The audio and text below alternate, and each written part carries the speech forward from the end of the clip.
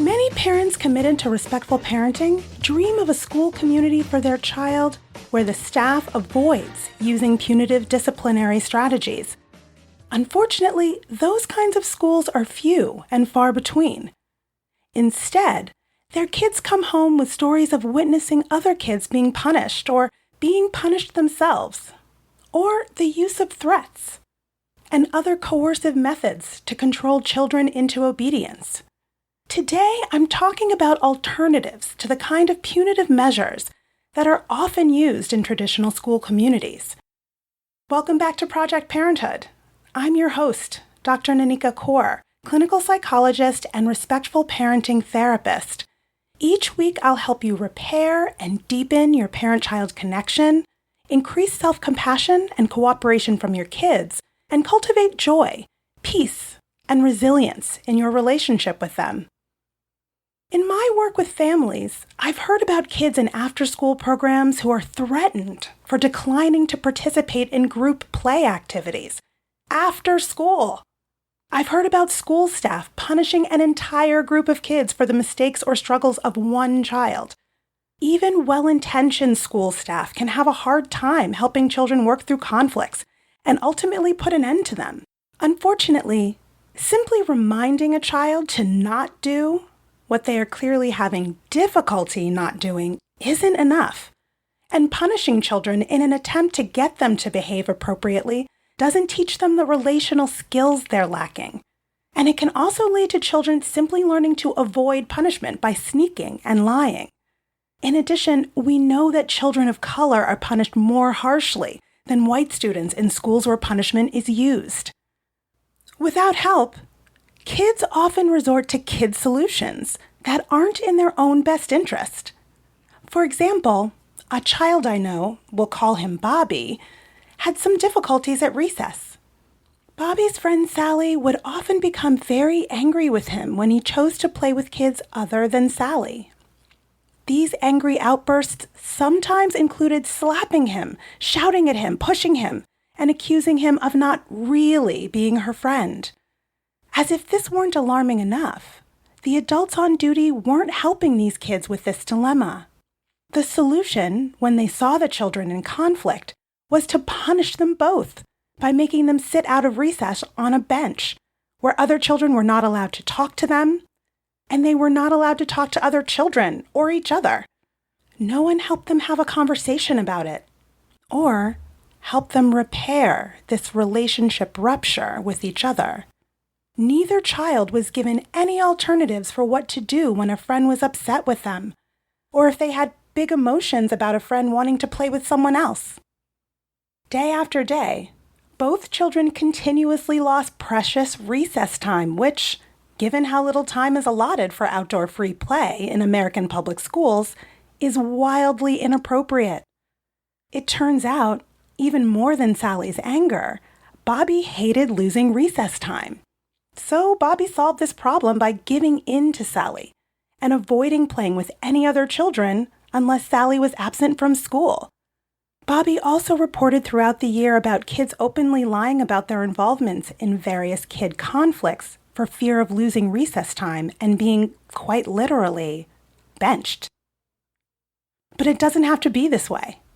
Instead of using harsh strategies designed to make children suffer in some way as a consequence of causing harm, educators can use restorative justice practices to help kids develop tools for managing big feelings and frustrations, resolving conflicts, communicating their feelings and needs, and solving problems without resorting to aggression or violence. So, what is restorative justice? The concept of healing relationships after harm is caused, rather than simply meting out punishment, is a practice long used by ancient cultures around the world. It's these indigenous practices that are the roots of modern-day principles of restorative justice. Restorative justice, as it exists today, was originally developed in the criminal justice system in the 1970s as a method for bringing about reconciliation between victims and offenders.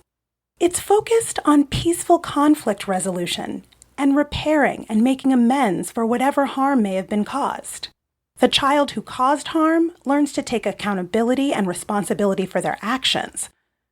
Restorative justice conversations help kids build trust, mutual respect, and understanding, but it also repairs relationships, promotes healing and reconciliation, and ultimately can strengthen a school community overall. In school settings, restorative justice often uses what are called community circles. There are proactive community circles that bring the class community together to emotionally check in, celebrate, reflect, begin and end the day as a group. Responsive community circles are used to address conflicts, wrongdoings, and problems. Community circles are often small group mediations, bringing together the child who caused harm, the child harm was done to, and a group of their peers and/or adults, where all are encouraged by a facilitator to talk about their feelings and the impact of harm using non-judgmental statements, and listen to others with respect. If you want to use these kinds of practices, you want to build a foundation for restorative justice. A first step in restorative mediation is for both victim and offender to express their feelings non-judgmentally. A good model for this is nonviolent communication. I recently did an episode on this kind of communication that uses I statements. I'll drop the link to that episode in the show notes. In short, the person talks about what feelings arose in them in response to what they saw or heard, and what need of theirs was or wasn't met based on the actions they witnessed. Finally, the speaker makes a request of the listener that would help them get their needs met. For school-aged children still learning and developing their emotional vocabulary and the ability to express those emotions to others, it's helpful to give them a visual aid, such as a list of feelings paired with photos of similarly aged kids, facial expressions of those emotions, and a list of needs paired with photos or illustrations the children might make to represent those needs. Establishing a practice of expressing feelings and needs during quote-unquote no conflict times, when kids are given opportunities to talk about positive, negative, and neutral happenings in their everyday lives, gives a good foundation for using those same emotional expression skills during conflict resolution conversations. Outside of times of conflict, teachers can scaffold conversations, creative art and writing exercises about different things to do when emotions seem big and overwhelming.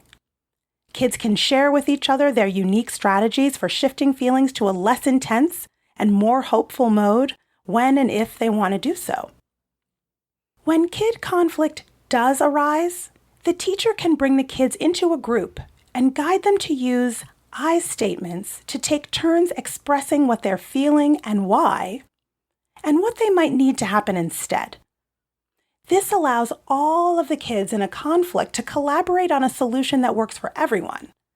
Each person feels heard and validated, and kids walk away from the conversation having practiced crucial social-emotional skills that they can use for their whole lives. Restorative justice is effortful and beneficial.